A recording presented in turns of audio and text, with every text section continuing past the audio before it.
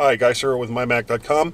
Today I'm going to be reviewing the Navigon AG mobile navigator for the iPhone. Here it is right here. Yeah! Now, this is going to be kind of more of an extreme test. I'm going to be actually going from where I am right now in Alexandria, Virginia, to Woodstock, Illinois, passing by Chicago, going through Ohio and Indiana, and it's going to be a long trip. I did not bring anything other than my iPhone to get me there. And hopefully there's not going to be any problems, because if this doesn't work, I could be in a lot of trouble. Okay, here's the app right here. You can see it looks pretty much like any other GPS navigation device that you can buy separately from a number of different places. You can have it take you home. You can enter an address.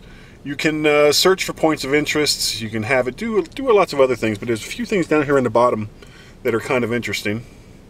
This is the main map here. You also have a number of favorites, or the last ones that you put in that you can have it do. I actually have my work address in here. I have my home address in here.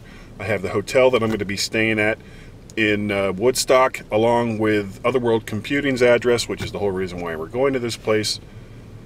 It'll give you the recent ones that you've just put in. One kind of cool thing is it uses your address book if you have the addresses of the various people that are there, and you can just select one, anyone that you have an address for, and it'll just go ahead and take you right there. Here's Larry's address. Now I'm going to move this around so you can't actually see it, but if I click on it and give it just a second, you can see it's thinking. It's going to show me right where I am. Hit start navigation.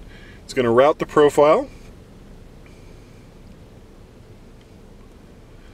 Shows where I am and the direction I need to take with the big orange lines.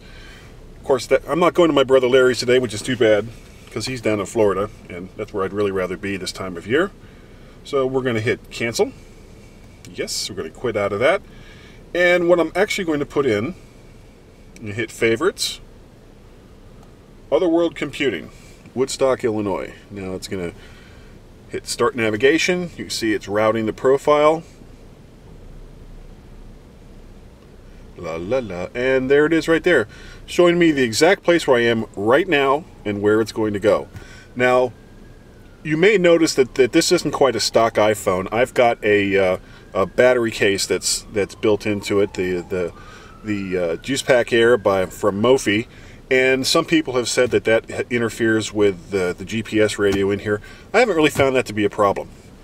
I've got a few other things that is going to be connected up to this. One thing you have to remember is that this type of software is really going to quickly drain your iPhone. So you need to have it hooked up to power of some kind if you're going to use it for more than an hour or two. I actually have a USB adapter that plugs right into the power outlets in the car, and it's going to be connected up to this device for the entire time, so I don't have to worry about power. The other thing I have is this right here, which is made by Archon. It's got a little vacuum seal here on the bottom of the base. You could also hook this up to your windshield, or any other flat surface that this kind of vacuum base would attach to. But in our particular case, I'm not going to worry about it. That's just going to go right onto here. I'll show it to you in just a second. Squeezes tight. It's got a good firm grip.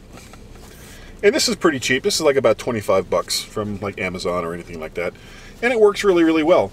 You can switch the mount around so that you can have these two little feet. That's one thing I really didn't like about it, is that these two little feet you can't take off. So I can't just mount this in the middle of it.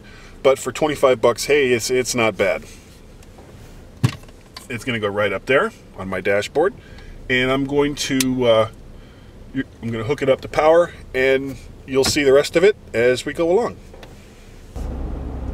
Some of the other features of this, it actually tells you how fast you're going up on top of it, and there's a feature that you can turn on that'll let you know if you're going faster than the posted speed of whatever road it is you're on.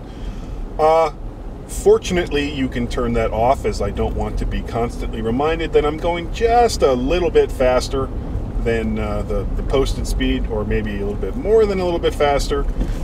And you can turn that off, and I did.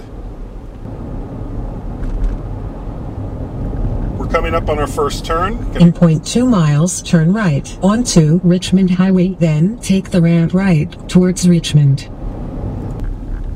Now turn right onto Richmond Highway. Now take the ramp right towards Richmond. Getting onto the highway now. Bear left towards Richmond.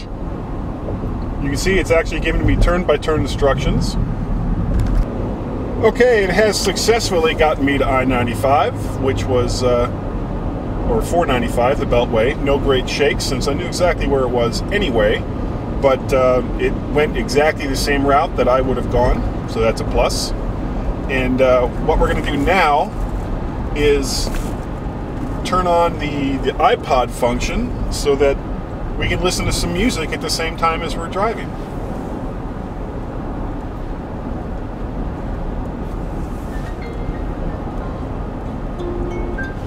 Starts the song, and in just a moment it switches right back to the map again.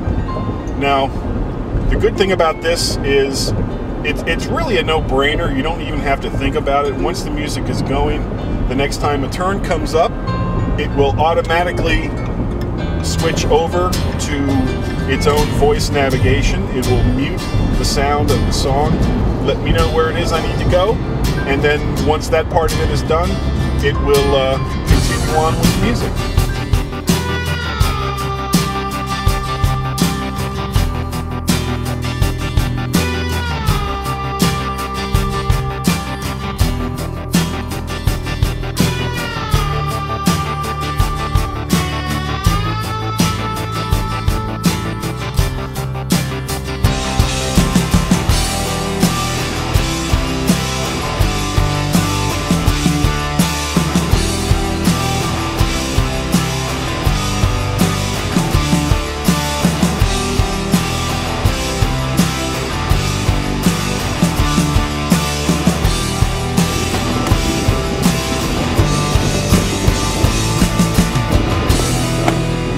Navigon AG mobile navigator for the iPhone. It's an impressive product. As a GPS device for the iPhone, it works really, really well. Where it doesn't quite hold up is its actual iPhone integration when you receive or want to make a call. It doesn't really work as well as I thought it should, and its iPod integration leaves somewhat to be desired. But as a GPS program itself, I would have to give it a 9 out of 10.